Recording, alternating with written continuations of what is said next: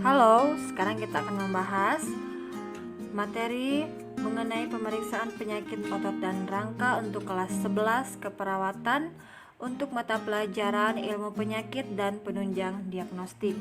Di pertemuan yang lalu, di video part 1 atau bagian 1 tentang pemeriksaan penyakit otot dan rangka untuk kelas 11, kita sudah mempelajari tentang apa itu sistem muskuloskeletal, komponen utama sistem muskuloskeletal, kemudian bagian-bagian dari sistem muskuloskeletal itu apa-apa saja, dan ada juga mengenai pembahasan apa itu tendon, apa itu ligamen. Oke, sekilas Mem akan menjelaskan ulang apa itu tendon. Tendon ini adalah jaringan ikat yang melekatkan otot pada tulang, sedangkan ligamen ini adalah pita jaringan fibrosa yang kuat dan berfungsi untuk mengikat serta menyatukan tulang atau bagian yang lain. Kita juga sudah membahas mengenai otot dan rangka. Otot itu apa, rangka itu apa. Untuk penjelasan lebih lanjut, silahkan Anda saksikan di video part 1 atau bagian yang ke-1 mengenai pemeriksaan penyakit otot dan rangka. Kita juga membahas mengenai fungsi dari otot dan fungsi dari rangka.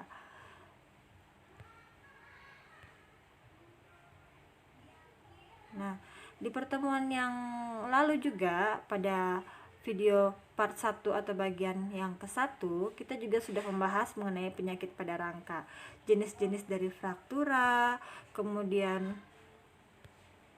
kita juga sudah membahas mengenai gangguan-gangguan pada sendi, kemudian kita juga membahas mengenai gangguan pada persendian dan gangguan ruas pada tulang belakang yang kita lihat pada gambar berikut. Baiklah, sekarang kita akan lanjut ke pembahasan selanjutnya yang terbaru, yaitu mengenai gangguan fisiologis pada tulang. Gangguan fisiologis ini terjadi akibat tulang mengalami kekurangan nutrisi, baik berupa vitamin ataupun mineral. Selain itu, bisa disebabkan pula karena adanya gangguan sistem hormon. Nah, sekarang kita akan membahas bentuk gangguan fisiologis pada sistem rangka. Yang pertama yaitu osteoporosis. Osteoporosis ini adalah gangguan tulang yang terjadi karena kekurangan hormon. Contohnya, testosteron pada laki-laki dan progesteron pada perempuan. Itu adalah nama-nama hormon. Akibatnya, tulang akan menjadi rapuh sehingga mudah patah dan itu bisa dikatakan dengan osteoporosis. Selanjutnya, mikrosefalus. Mikrosefalus ini adalah gangguan pertumbuhan tulang-tulang tengkorak karena kekurangan zat kapur pada saat masih bayi. Akibatnya, kepala menjadi lebih kecil sehingga mempengaruhi pada keseimbangan mental. Bisa dilihat gambar berikut. Ini di gambar yang bagian sebelah kiri saya, ini adalah gambar kepala bayi dengan mikrosefalus. Nah, di sebelah kanan saya ini adalah gambar kepala bayi dengan ukuran yang normal. Selanjutnya, yang ketiga yaitu rakitis. Rakitis ini adalah penyakit tulang yang disebabkan oleh kekurangan vitamin D. Kekurangan vitamin D ini dapat mengakibatkan sel-sel tulang sedikit memperoleh zat kapur sehingga tulang ini akan cenderung menjadi lunak. Nah, penderita rakitis ini dia sering memiliki kaki yang berbentuk huruf O atau X. Silahkan perhatikan gambar berikut. Untuk di bagian gambar yang pertama dari kiri itu adalah gambar kaki yang normal. Gambar B itu adalah kaki yang sudah mengalami rakitis dengan berbentuk huruf O. Gambar C itu adalah kaki yang sudah mengalami rakitis dengan berbentuk kakinya huruf X. Kemudian yang keempat, kelainan akibat penyakit lain. Contohnya itu seperti penyakit tuberkulosis tulang dan tumor yang ganas yang menyebabkan tulang bisa menjadi busuk atau rusak. Baiklah, sekarang silahkan Anda kerjakan tugas 5. Silahkan login ke aplikasi e-learning SMK Yadika Manado dan kerjakan tugas 5. Di sana sudah tertera untuk batas jam pengumpulan dan pengumpulannya melalui Messenger. Baiklah, sekarang kita akan lanjutkan ke penyakit pada otot. Kelainan atau penyakit pada sistem otot ini akan berakibat pada mekanisme gerak. Karena kenapa? Karena otot dan tulang itu saling berhubungan untuk menimbulkan suatu gerakan. Sehingga kalau ada gangguan pada otot, bisa juga pergerakannya akan terganggu. Nah, apa-apa saja penyakit pada otot? Berikut kelainan pada otot yang akan kita bahas. Yang pertama yaitu atrofi. Atrofi ini adalah penurunan fungsi otot dalam berkontraksi, sehingga ukuran otot menjadi menyusut atau mengecil. Atrofi disebabkan oleh penyakit poliomyelitis.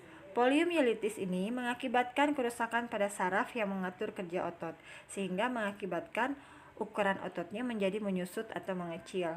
Nah, gangguan atrofi ini dapat diperkecil atau dapat dicegah dengan terapi kejutan listrik dan teknik pijatan. Silahkan perhatikan gambar berikut. Di sebelah kiri saya ini adalah gambar otot normal atau normal muscle. Sedangkan di sebelah kanan saya ini adalah gambar otot yang sudah mengalami atrofi atau atrofi muscle. Selanjutnya kita akan membahas mengenai hypertrofi. Hypertrofi ini adalah gangguan otot yang menyebabkan otot berkembang menjadi lebih besar dan lebih kuat dibandingkan sebelumnya. Hypertrofi ini disebabkan oleh aktivitas otot yang berlebihan, contohnya pada olahraga dan pada orang yang selalu bekerja berat. Nah, contoh lain kita bisa temui pada orang-orang yang sering berolahraga dengan menggunakan alat-alat berat seperti di fitness. Di situ kita temui banyak sekali binaragawan dan binaragawati yang memiliki otot-otot yang membesar. Nah, otot-otot yang membesar tersebut itu disebut dengan hypertrofi. Baik, selanjutnya kita lanjut ke hernia abdominal. Hernia abdominal ini adalah gangguan otot yang disebabkan oleh sobeknya dinding perut. Silahkan perhatikan gambar di bawah ini. Di bagian gambar tersebut menjelaskan tentang hernia abdominal, di mana dinding ototnya itu perut, dinding otot perutnya itu robek, sehingga mengakibatkan ususnya masuk ke bagian dinding perut tersebut. Baiklah, selanjutnya kita akan membahas gangguan otot yang selanjutnya yaitu kram. Kram ini adalah suatu keadaan yang menyebabkan otot tidak mampu berkontraksi dan menimbulkan rasa sakit bila dipaksa berkontraksi. Contohnya, pada saat kita berdiri terlalu lama atau duduk terlalu lama, itu bisa mengakibatkan terjadinya kram. Selanjutnya yaitu distrofi. Distrofi ini adalah penyakit otot yang bersifat kronis dan merupakan penyakit bawaan. Silahkan perhatikan gambar berikut. Di sebelah kiri saya ini adalah gambar orang yang memiliki otot normal, tidak mengalami distrofi. Sedangkan di sebelah kanan saya ini adalah orang yang mengalami distrofi. Nah, kalau kita lihat dari gambar tersebut, kalau untuk di dunia yang sering kita temui itu seperti orang yang memiliki tubuh kerdil. Orang yang memiliki tubuh kerdil itu bisa dikatakan dengan distrofi. Selanjutnya yaitu tetanus. Tetanus ini adalah penyakit kejang pada otot yang disebabkan oleh infeksi bakteri. Bakteri apa namanya? Yaitu bakteri Clostridium tetani. Selanjutnya yaitu kaku leher. Kaku leher ini adalah peradangan pada otot trapesius leher yang mengakibatkan leher menjadi sakit dan terasa kaku jika digerakkan. Otot trapesius leher itu dia berada pada sekitar antara bahu dan leher kita. Itu adalah otot trapesius leher. Selanjutnya miastenia gravis. Miastenia gravis ini adalah penyakit yang menyebabkan otot melemah dan cenderung lumpuh. Penyakit ini menyerang otot-otot di sekitar mata, sekitar muka, sekitar leher, dan anggota gerak. Nah, di bawah ini ada gambar dari miastenia gravis. Silahkan perhatikan gambar mata sebelah kiri. Mata sebelah kiri kelopak matanya tampak normal, sedangkan di mata sebelah kanan kelopak matanya tampak tidak normal, di mana kelopak matanya terlihat lebih turun dibandingkan kelopak mata sebelah kiri. Nah, ini adalah contoh dari miastenia gravis. Selanjutnya, kita akan membahas mengenai pemeriksaan diagnosis sistem muskuloskeletal. Yang pertama yaitu prosedur pencitraan. Prosedur pencitraan ini terdiri atas beberapa langkah. Yang pertama yaitu sinar X. Sinar X ini menggambarkan kepadatan, tekstur, erosi, dan perubahan hubungan tulang. Yang kedua, computed tomography atau CT scan itu berfungsi untuk mengidentifikasi lokasi dan panjangnya patah tulang di daerah yang sulit untuk dievaluasi. Kemudian yang ketiga, magnetic resonance imaging atau MRI itu berfungsi untuk memperlihatkan abnormalitas jaringan lunak seperti otot, tendon, dan tulang rawan. Angiografi berfungsi untuk memantau tingkat amputasi yang akan dilakukan. Selanjutnya yaitu DSA atau Digital Subtraction Angiography itu berfungsi untuk memperlihat sistem arterial melalui kateter vena. Pemeriksaan lain yang biasa dilakukan yang pertama yaitu artrosentesis atau aspirasi sendi. Itu berfungsi untuk memperoleh cairan sinovial yang digunakan untuk keperluan pemeriksaan atau menghilangkan nyeri akibat efusi. Cairan sinovial ini biasanya kita temui di bagian persendian. Selanjutnya artroskopi. Artroskopi ini berfungsi untuk memungkinkan pandangan langsung ke dalam sendi. Selanjutnya yang ketiga yaitu pemindai tulang yang berfungsi untuk mencerminkan sejauh mana derajat tulang yang akan diinjeksi. Diinjeksi ini maksudnya adalah suatu tindakan yang akan disuntik. Jadi sejauh mana derajat tulang tersebut akan disuntikkan obat dari resep dokter. Selanjutnya pemeriksaan laboratorium. Pemeriksaan laboratorium yang pertama adalah pemeriksaan darah lengkap yang meliputi pemeriksaan Hb atau hemoglobin dan leukosit. Selanjutnya pemeriksaan kimia darah yang meliputi kalsium, kadar fosfor, kadar kalsitonin, fosfatase asam, hormon paratiroid, dan vitamin D. Sekarang kita akan membahas mengenai pencegahan. Pencegahan pada sistem muskuloskeletal ini terbagi menjadi 3, yaitu pencegahan primer, pencegahan sekunder, dan pencegahan tersier.